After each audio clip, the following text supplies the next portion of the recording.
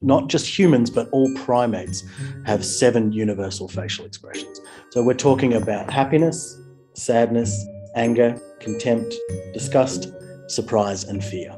I've worked in the poker industry for 20 years. I've worked as a magician. I've studied misdirection, deception, and truthfulness. And I teach other people how to read people. By and large, humans are quite truthful. They want to tell the truth. And so we actually, when it comes to deception, we don't think about it as lie detecting. We're looking at it from a different point, which is truth leakage.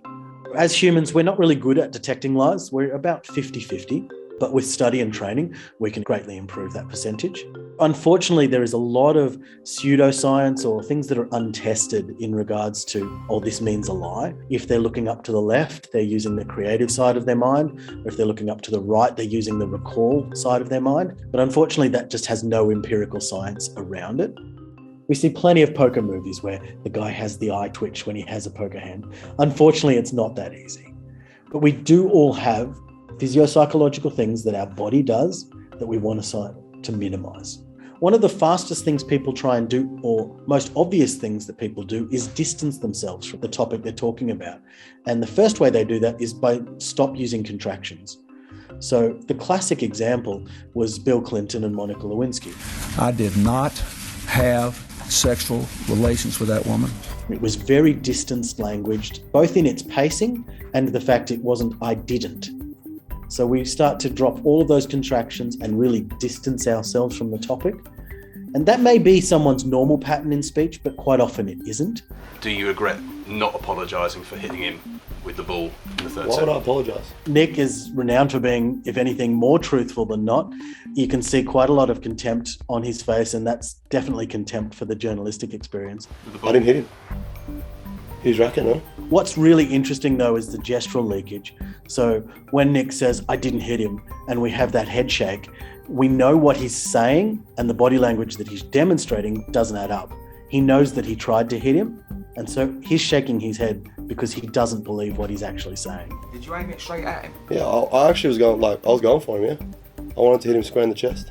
There's also a fake level of surprise. So we talk about surprise being held for too long. When he's asked, well, why did you do this? Did you do it deliberately? He goes, I didn't mean to hit him. And he holds those eyebrows up for a little bit too long because it's mock surprise. He knows exactly what he was trying to do. And as he begins to admit to that, the mock surprise comes off and he's confident. Yeah, I did what I meant to. So one of the most common ways that we see all of this truth detection, and the thing that we all want to know the answer to, of course, is any of those big ticket purchases. So we're looking at real estate and car transactions. The key to that, of course, is being mindful and prepared for the conversation that you're about to have. And also taking control of the pacings and pushing your person that you're having that conversation and engagement with. A fantastic strategy for any form of negotiation is just controlling the pace of the conversation. Silence is a wonderful thing. So is that really the best price you can do? And just hold. And we're just going to hold there. And we're not going to say anything until that person comes back with, well, maybe I can look and see if I can do something better for you. We also look at mirroring body language, and then we can start to look at steering body language. So humans are really quite conditioned to mirror and match body language. And this is a really fun thing to do when you're in a conversation with someone. Just have a conversation and start with your arms crossed. And then maybe put your arms down with one hand in your pocket. And after a while, you'll see that the person you're engaging with will start to match and mirror that body language.